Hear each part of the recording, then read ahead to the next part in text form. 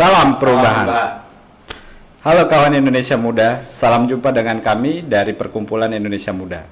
Pada kajian podcast kali ini, kami ingin mengajak kawan Indonesia Muda untuk membicarakan tentang narsisme politik Presiden Jokowi melalui cawe-cawe pada pemilu 2024. Artinya bahwa pemilu 2024 bukan hanya pilpres, tapi juga pileg maupun pemilihan kepala desa. Mau tahu lebih jelas dan lebih dalam, ikuti penelusuran kami dengan narasumber yang terpercaya. Cawe-cawe menurut Kamus KBBI artinya adalah membantu, mengerjakan, membereskan, merampungkan, ikut menangani. Di website Republika Online, Senin 29 Mei 2023, Presiden Jokowi menyatakan bahwa untuk negara saya cawe-cawe, ujar dia di Istana Merdeka. Bahkan dia menambahkan 13 tahun ke depan sangat menentukan. Karena itu dia pun mengharapkan agar siapapun yang melanjutkan kepemimpinan nanti bisa memperhatikan beberapa situasi positif yang kini dimiliki oleh Indonesia. Nah, apakah cawe-cawe itu sebuah tindakan yang melanggar konstitusi? Ataukah cawe-cawe itu memang wajar dalam sebuah negara demokrasi seperti Indonesia? Berikut kami hadirkan seorang narasumber yang terpercaya, Saudara Giri Ahmad Taufik, dosen Pascasarjana dari Universitas Juanda, Bogor. Terima kasih atas kehadirannya Mas Giri. Ya, sama-sama Mas Bay. Oke, Mas Giri, langsung aja saya ingin menanyakan, karena kalau Jokowi melakukan aktivitas yang namanya cawe-cawe, kalau yang bahasa tadi itu ada artinya ada keterlibatan dan sebagainya, itu menurut Mas Giri gimana secara hukum? Apakah dianggap sebagai sebuah kewajaran atau itu melanggar konstitusi, Mas? Silakan, Mas. Oke, pertama mungkin kita harus mendudukan dulu tadi ya definisi mengenai cawe-cawe. Tadi kalau udah dikutip KBBI ada campur tangan, ya, intinya kan campur tangan kan. Betul. Cuman itu tidak menjelaskan di dalam konteks spektrum politik yang ada. Nah, bagi saya itu cawe-cawe itu bisa banyak hal. Satu, cawe-cawe itu dalam pengertian endorsement. Pak Jokowi dengan kesadarannya memiliki preferensi politik secara pribadi, misalnya untuk memberikan mandat kepada Mas Bay untuk melanjutkan kepemimpinan dibandingkan dengan saya gitu. Nah, itu cewek-cewek dalam bentuk endorsement. Dan dalam endorse itu Pak Jokowi kemudian menggunakan resource politiknya secara pribadi untuk misalnya aktif turut serta mempromosikan Mas Bayu. Nah, itu nggak ada masalah menurut saya gitu. Karena itu kan preferensi politik. Kemudian juga dia menggunakan resource politiknya dia gitu. Itu satu. Terus kemudian kita lihat juga bentuk cawe-cawe itu kayak gimana Mas Bayu. Apakah secara aktif kemudian mengendorse itu cukup gitu, atau bisa jadi cewek-cewek juga seperti yang kita lihat ya, dia turut aktif untuk memblok seseorang yang tidak disukai untuk running di dalam presiden, dalam di dalam proses konsultasi politiknya. Nah, kemudian juga ada bentuk-bentuk cawe-cawe yang lainnya. Satu yang ekstrim adalah bahwa dia punya preferensi politik, mengendorse Mas Bayu menggunakan resource yang dia punya secara pribadi, resource politik personalnya. Tapi sebagai kepala negara dia misalnya juga menggunakan resource negara untuk secara aktif mengendorse Mas Bayu gitu ya. Atau yang lebih buruknya lagi, secara aktif menggunakan resource yang dimiliki oleh negara untuk memblok saya misalnya karena dia tidak suka sama saya. Nah, jadi ada spektrum itu tuh di dalam konteks cawe-cawe. Nah, kalau untuk bentuk yang cawe-cawe yang pertama, dia mengendorse Mas Bayu gitu ya, menggunakan resource politiknya, ya saya pikir itu hal-hal yang wajar saja gitu di dalam proses politik. Di negara-negara demokratis, Obama mengendorse Hillary atau mengendorse Biden gitu ya. Itu tidak ada problem sebenarnya gitu ya. Itu sesuatu hal yang wajar karena itu preferensi politik. Nah, yang agak bersoal secara etis adalah ketika misalnya dia secara aktif memblok seseorang. Nah, itu ada isu etis di situ. Isu etis ya. Nah, isu etis. Kenapa sih dia harus memblok seseorang? Kenapa sih lu nggak sukanya bersedemikian besar sama orang itu sehingga dia nggak boleh running ke jadi ikut pilpres gitu? Apa alasannya gitu? Harusnya kan biarin aja. Yeah. Semakin banyak pilihan bagi rakyat untuk memilih pilihan yang tersedia, itu kan semakin baik untuk demokrasi kan? Betul. Asumsinya seperti itu. Dan juga semakin menunjukkan bahwa dia berhasil secara politik membangun tatanan demokratis yang baik dengan menghadirkan banyak pilihan. Tapi itu nilainya adalah ketidakwajarannya itu secara politik gitu, bukan hukum. Apakah melanggar hukum? Ya tentu tidak. Oke. Nah, yang terakhir ini yang melanggar hukum. Oke. Ketika dia menggunakan aparat pemerintahan, menggunakan infrastruktur negara untuk mengendorse seseorang ataupun memblok seseorang. Karena dia masih aktif ya. Dia aktif sebagai presiden dan kepala negara. Sebagai negara itu kan wadah. Pemerintah itu aparat pemerintahan. Dia seharusnya sifatnya netral. Gitu, memfasilitasi proses konsentrasi politik yang ada. Polisi harus netral, TNI harus netral, camat harus netral, PNS harus netral. Kan itu kan narasi yang. Nah, netralitas ini adalah holy grail, hal prinsipil yang tidak boleh dilanggar, gitu. Dan itu ada di undang-undang pemilunya juga kan, netral, jurdil, prinsip-prinsip segala macam. Nah, ketika dia misalnya menggunakan aparat penegak hukum misalnya, ngorek-ngorek kesalahan Mas Bayu, atau kesalahan saya gitu ya, ya itu jadi problematik.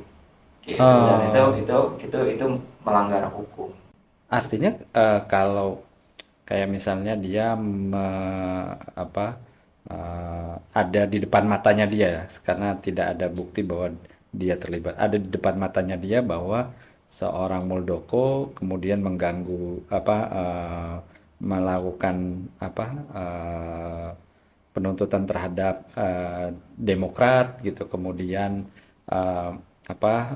melakukan perubahan undang-undang terhadap pemilihan ketua KPK dan sejenisnya itu artinya. Nah, itu cewek-cewek politik yang secara etis tadi ada pertanyaan etika, pertanyaan kepada kualitas kepemimpinan dari Pak Jokowi.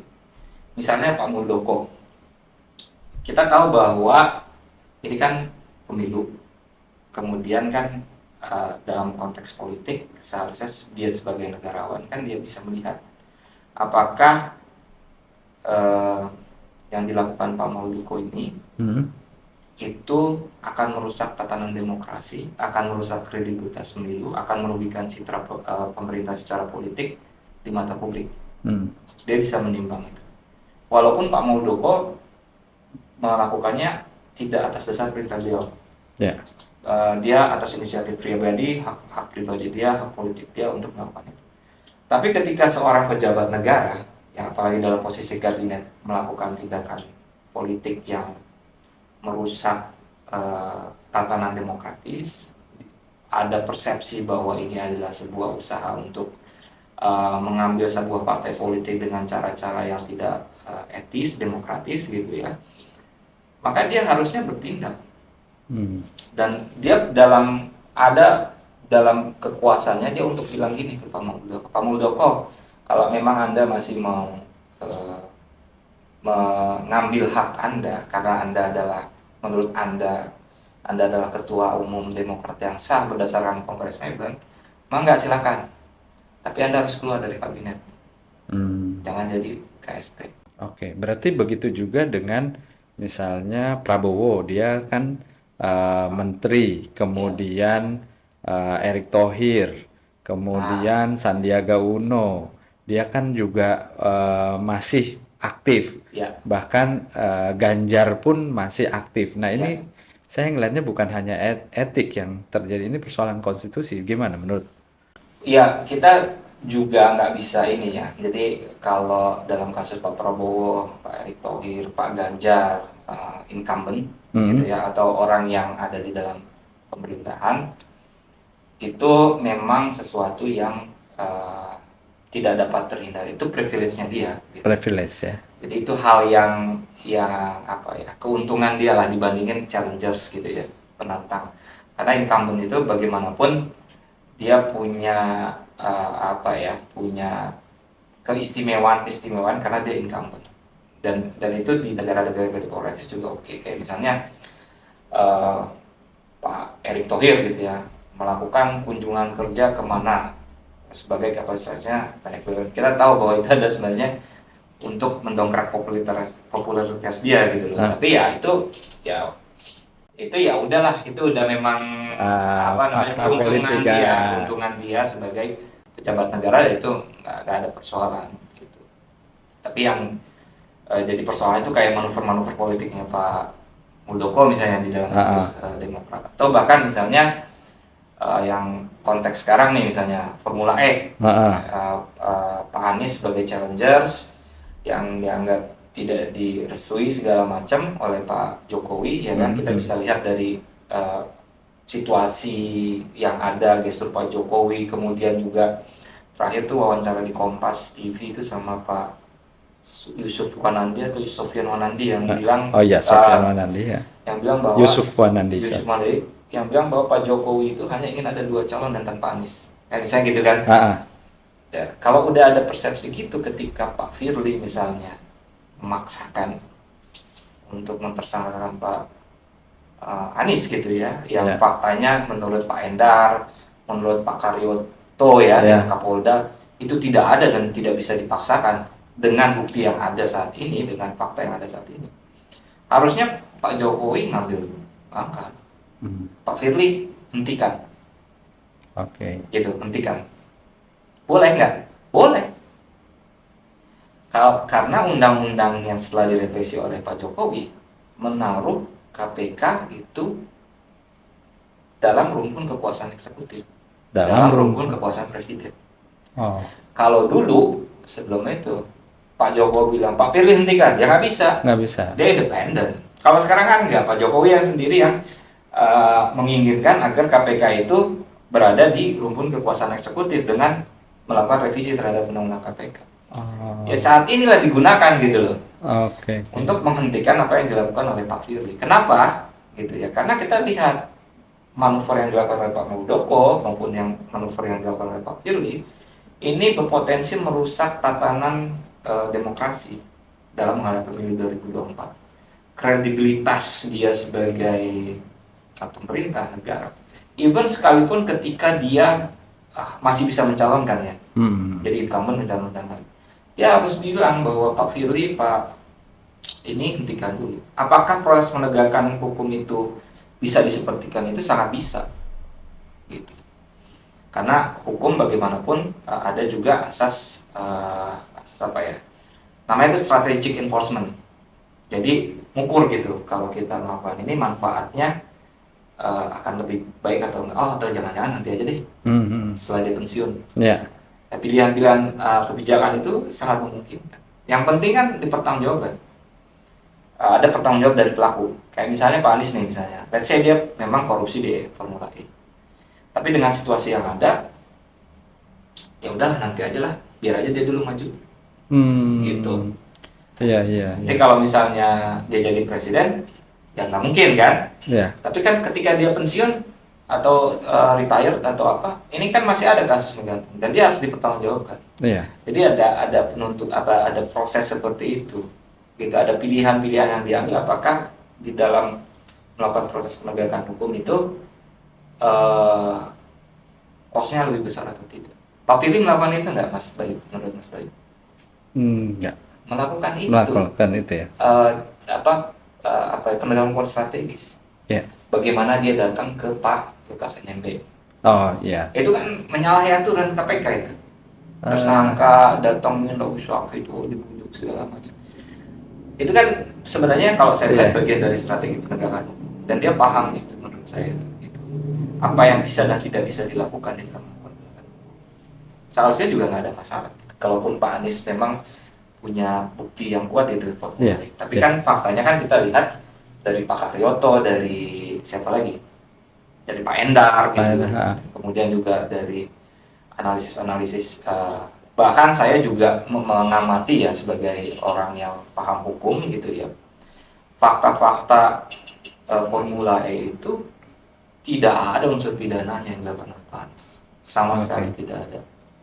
Yang kalaupun ada itu malah administrasi gitu, dan maladministrasinya mungkin juga pada level yang rendah Oke. gitu. Kayak salah satu yang banyak dimuncul pemerintahan adalah Bank DKI ngeluarin pinjaman sebelum undang-undang perubahan APBD itu diketuk. Itu yang digembor-gemborkan salahnya.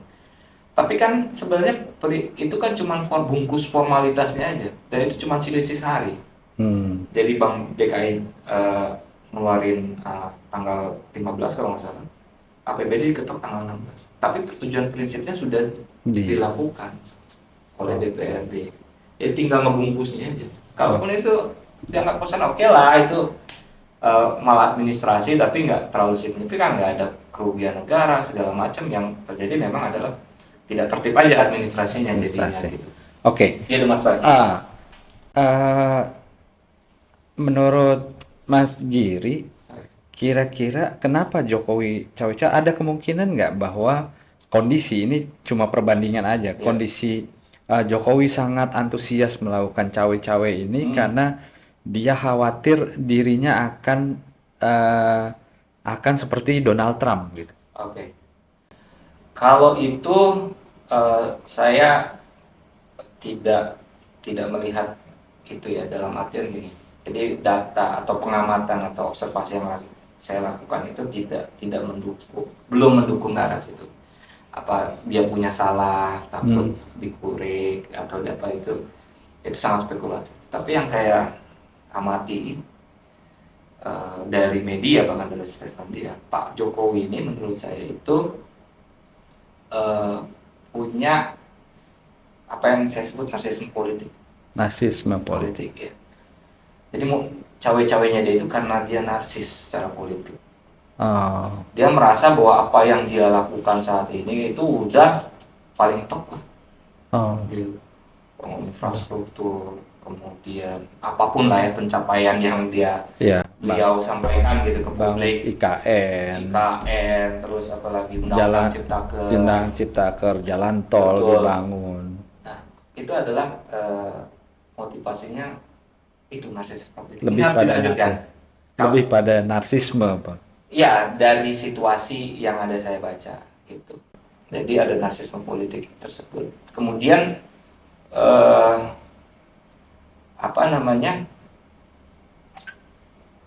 tapi kan kita tahu ya bahwa kalau saya pribadi ya, dan beberapa pandangan kritis, bahwa apa yang dilakukan oleh Pak Jokowi ini salah, harus dikoreksi. Apa yang dilakukan salah? Pencapaiannya tuh tidak ada dan berpotensi untuk membawa kita kepada situasi buruk nanti di mungkin 2-3 tahun lagi. Contoh di ekonomi ya, utang publik itu unprecedented. Tidak ada dalam sejarahnya utang publik Indonesia itu sedemikian besar gitu ya saat ini. Iya, hampir 7.000 triliun. Iya, 7.000. Walaupun selalu diskon oleh Kemenkyu ya bahwa utang publik itu masih berapa persen dari GDP.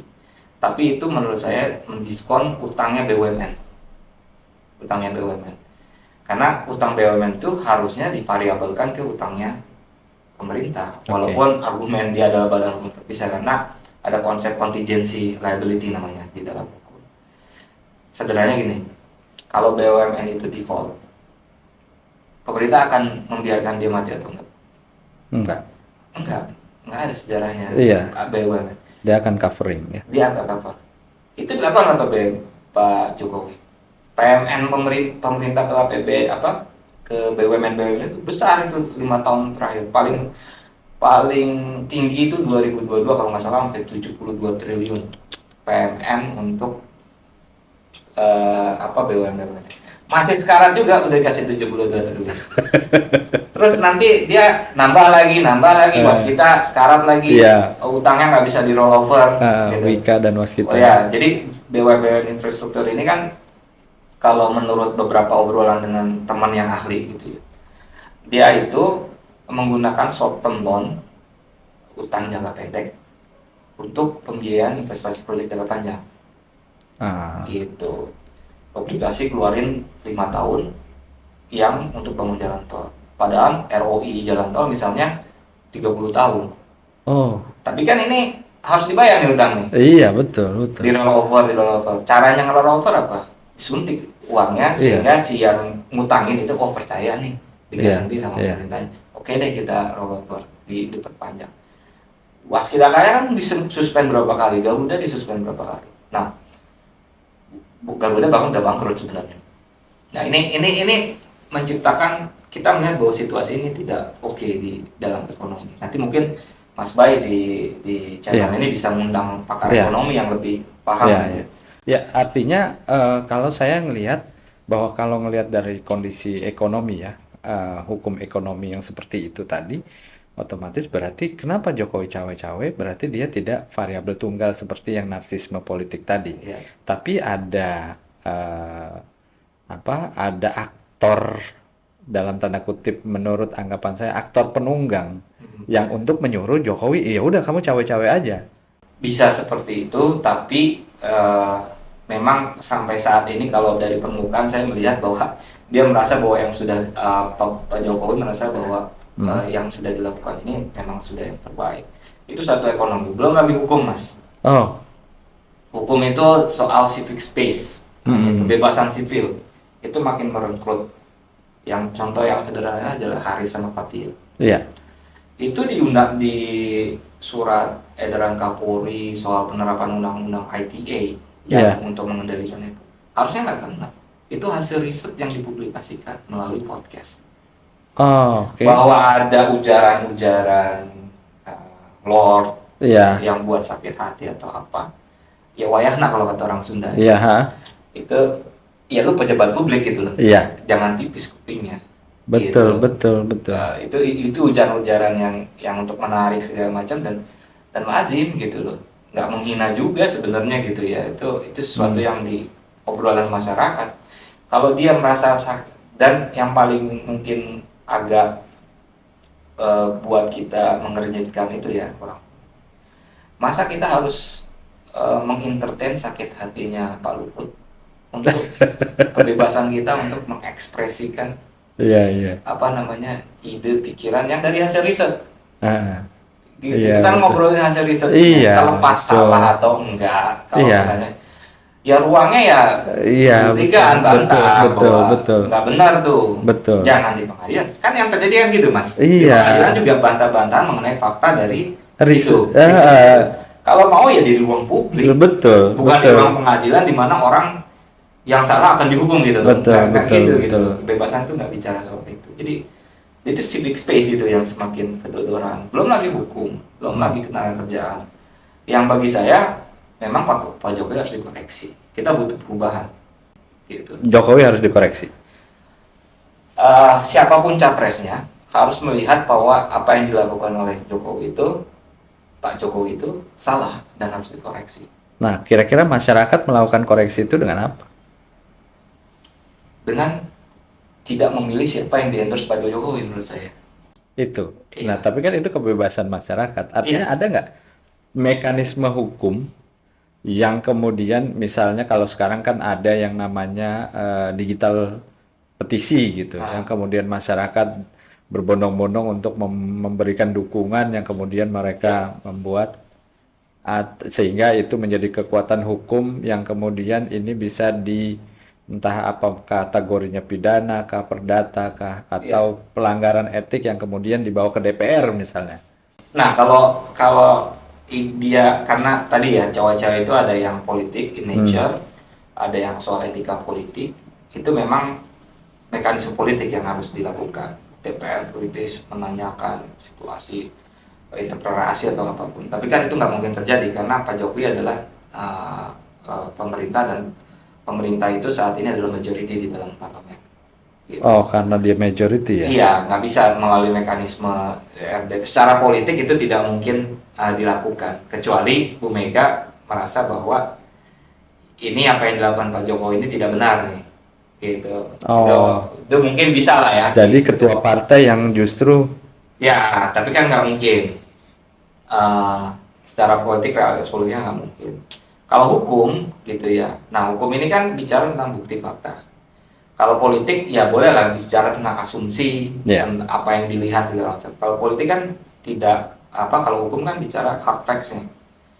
Misalnya gini, kita punya tuduhan yang tidak boleh adalah ketika misalnya Pak Jokowi cawe-cawenya menggunakan resource negara misalnya untuk mengkriminalisir Pak Anies atau mendorong Pak Muldoko atau bahkan mempengaruhi Mahkamah Agung untuk PK-nya dikabulkan untuk kepentingan itu kan kita nggak punya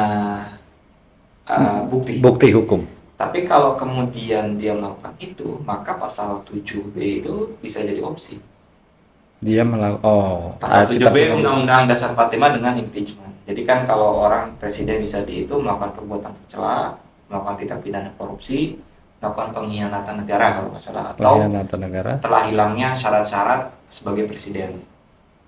Telah hilangnya syarat-syarat. Jadi sangat limitatif. Nah, itu kan bisa juga tindak pidana berat satu-satunya. Itu kan bisa masuk perbuatan mencela. Itu kan juga bisa masuk contempt of court dan lain sebagainya.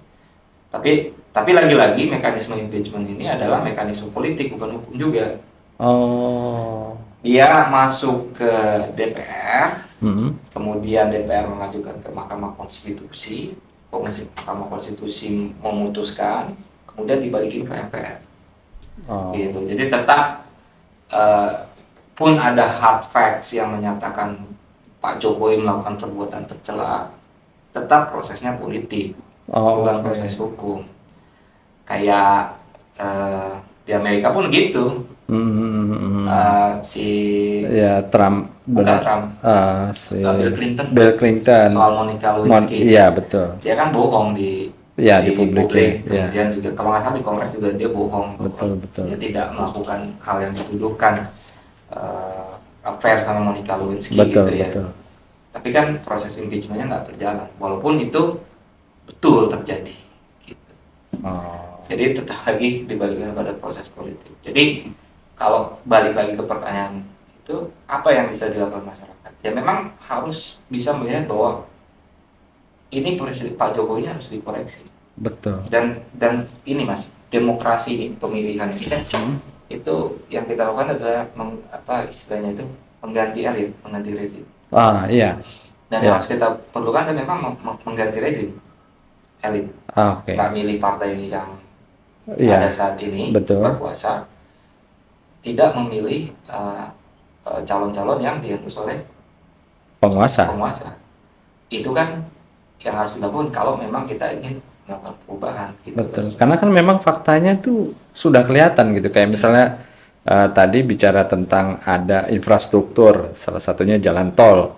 Jalan tol yang katanya bisa mempercepat untuk sebagian orang, tapi kebutuhan ekonomi orang yang lain kan kayak misalnya ubi Cilembu nggak bisa laku lagi, terus Pantura, restorannya sepi. Ini kan harusnya dipikirkan, jangan kemudian menguntungkan penanam modal besar sehingga mereka bikin rest area. Ini kan itu harus dikoreksi seperti itu ya jadinya. Koreksi ya, salah satu kritik terhadap pembangunan atau semua proses politik pembangunan yang dilakukan Pak Jokowi kan adalah minim partisipasi. Iya. Beliau ini kalau saya lihat itu karakternya kan dia nggak mau, dia mau cepat. Iya betul. Mau cepat. Jalan tol bangun cepat. Iya. Semua diterabas. Tesla way lah. Gitu. Terus kalau membangun infrastruktur besar gitu Mas, itu kan dampak sosial politik lingkungan hidupnya besar. Gitu. Kayak misalnya ketika dia memutuskan untuk membangun tol Cisumdawu, dia kepikiran nggak kalau orang-orang pada naik tol itu yang di jalur Cadas Pangeran, iya betul, petani ubi Cilembu, iya, itu kan kehilangan pendapatan.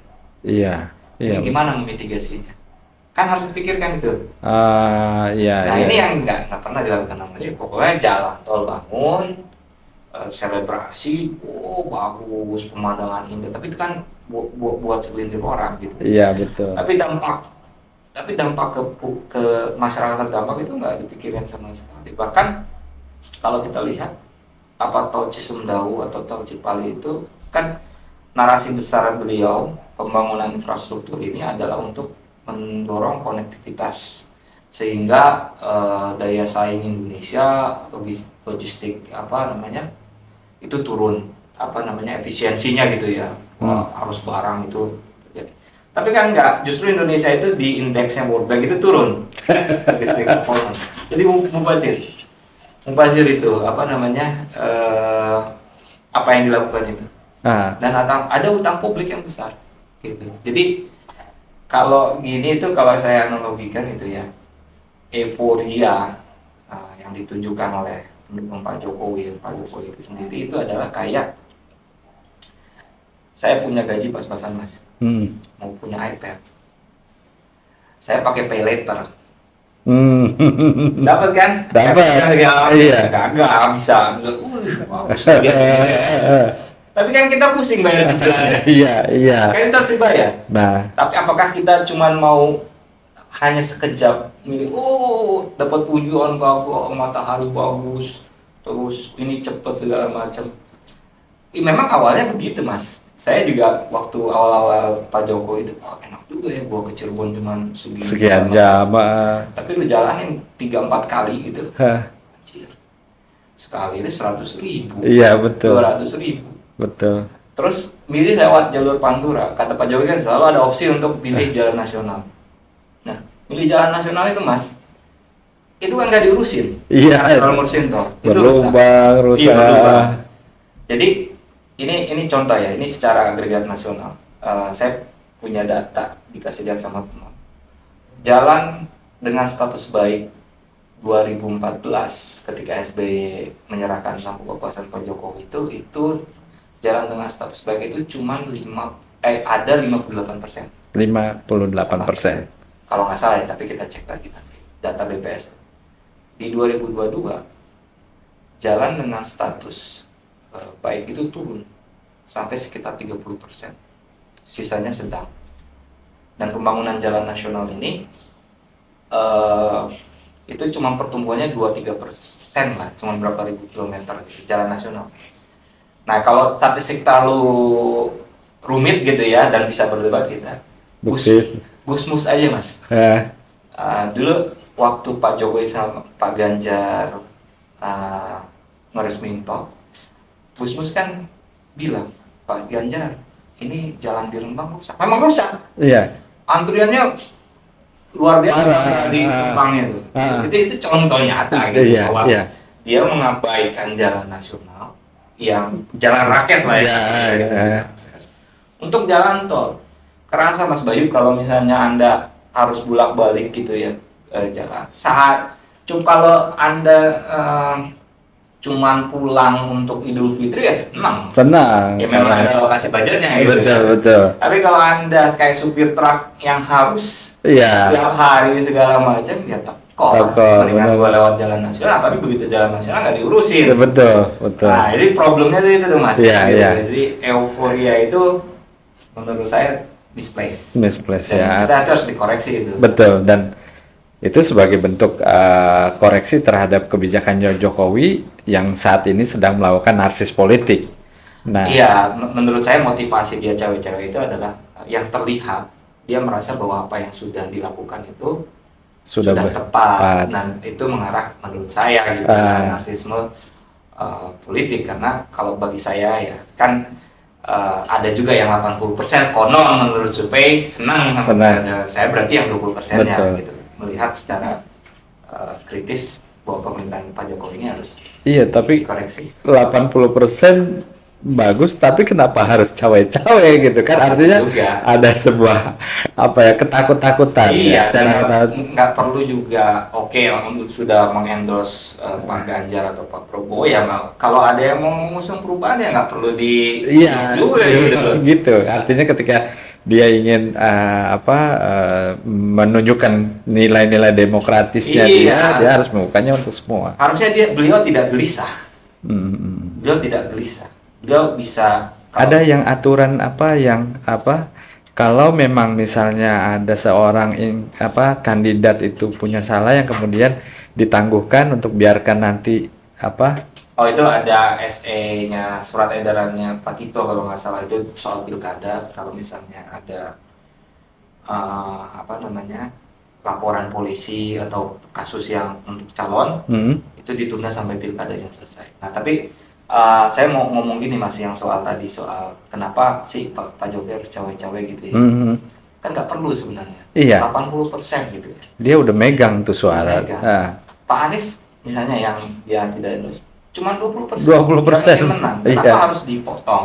Betul. Harus takut gitu ya. Gitu. Kalau misalnya Anies gitu struggling segala macam itu dia cuma dapat 30% gitu ya. Kan masih ada dia cuma ngambil ceruk 10%, masih ada 70% yang puas. Masih dibagi sama Pak Ganjar sama Pak Prabowo. Bisa juga masih lebih menang mereka berdua. Iya, kan? betul. Jadi kegelisahannya itu untuk ikut cawe-cawe itu nggak beralasan menurut saya. Oke. Atau mungkin 80% itu bohongan. Bisa jadi. Artinya ada yang harus di-cover karena memang ada upaya untuk mitigasi kesalahan-kesalahan. Iya. Atau survei-survei yang dilakukan itu kredibilitasnya dipertanyakan. Oke. Kalau sebatas nih kan karena memang cawe-cawe itu kaitannya adalah bahwa ini hanya persoalan etis saja, tidak bermaksud ke dalam wilayah konstitusi atau wilayah hukum. Artinya bicara etis ini akan diadili secara etis juga. Artinya pengadilan etis adalah pengadilan yang dilakukan oleh masyarakat. Entah itu mereka setuju atau mereka tidak setuju, mereka memilih atau tidak memilih. Ya, namun kira-kira sebagai lembaga sebagai DPR, parlemen, perlu tidak sih mempertanyakan Pak Jokowi cawe-cawenya di mana nih gitu? Mungkin tidak. Kalau mungkin tidak, karena kan udah tadi saya jelaskan bahwa komposisinya tidak mendukung itu. Tapi kalau misalnya anggota DPR-nya merasa bahwa gue pengen berkompetisi secara fair. Kelihatannya Bu Mega, Bu Puan itu juga melihat bahwa dia tidak mau ada dalam bahwa dikendalikan oleh Pak Jokowi ya dalam konsentrasi ini. Harusnya bisa seperti itu walaupun sudah ada lah menunjukkan misalnya, tapi sinyalkan secara politik Pak Bu Puan ketemu sama Mas Ahaye gitu ya. Itu kan bisa dilihat bahwa ada ketidaknyamanan dari partai pendukung pemerintah gitu terhadap situasi yang ingin dikondisikan oleh Pak Jokowi. Betul. Terkait dengan cawe-cawe ini. Kayaknya Bu Mega juga nggak nyaman karena Pak Jokowi kan tampaknya ingin menjadi sangat-sangat kingmaker banget gitu yang mencampuri urusan proses pencapresan ini. Jadi ya lagi-lagi ya itu harus kembali itu proses politik gitu mas, saya nggak bisa jawab gitu karena nggak ada tinggal goodwill-nya untuk hanya sebatas mempertanyakan boleh kali ya, artinya Puan sebagai ketua DPR kemudian untuk mempertanyakan itu sah-sah saja. Itu mekanisme politik yang bisa dilakukan. Bisa dilakukan. Kalau misalnya Pak Jokowi sudah keterlaluan misalnya menurut Puan, gue sih misalnya Pak Ganjar nih pede banget nih tanpa perlu di endorse apa, gue udah pasti menang deh. Udah Pak Jokowi itu udah kayak apa yang diharapkan oleh Pak SBY. Di Gambir, disambut sama Presiden ke-8, dia pulang ke Solo, Pak SBY pulang ke Pacitan, Bu Mega pulang ke Blitar. Aman.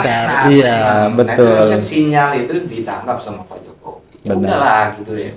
Hentikanlah Iya, iya. Misalnya Pak Muldoko dikasih pilihan, Pak Muldoko cabut PK-nya. Ya, Pak Firly tolong hentikan dulu Pak Anies. betul. Kan Pak Firly juga udah ditambah nih 1 tahun nih. Tenang aja Pak Firly, saya itu 80%. Iya. Saya yang endorse itu pasti menang. Heeh. Jadi kalau memang ada bukti yang kuat, ya udah Pak Firly bisa ngambil Pak Anies nanti setelah pemilu. Kan bisa gitu kan? Betul, betul, Harusnya betul. beliau seperti itu sehingga pemilu kita ini menjadi kredibel, kemudian menjadi santai, menjadi ya pesta demokrasi gitu loh, Betul. nggak usah tegang gitu loh dengan Betul, situasi yang ada. betul.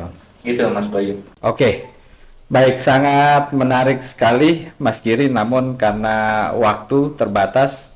Oke, kawan Indonesia Muda, eh, demikian bincang-bincang kita kali ini. Saya tidak akan menyimpulkan bincang-bincang kita tadi, karena itulah sejatinya sebuah negara demokrasi. Biarkan kawan Indonesia Muda saja yang menyimpulkannya, memaknainya sendiri, sehingga kawan Indonesia Muda mampu mendapatkan pengetahuan-pengetahuan yang berlebih dari hasil bincang-bincang kita. Namun pesan saya adalah tolong di-share channel kami, kemudian di komen, kemudian subscribe, kemudian nyalakan tanda lonceng agar kawan Indonesia Muda mendapatkan informasi-informasi terbaru dari topik-topik yang hangat yang akan kami suguhkan pada channel Perhimpunan Indonesia Muda ini. Oke, demikian dari kami. Terima kasih atas perhatiannya. Satu kata dari kami, salam perubahan.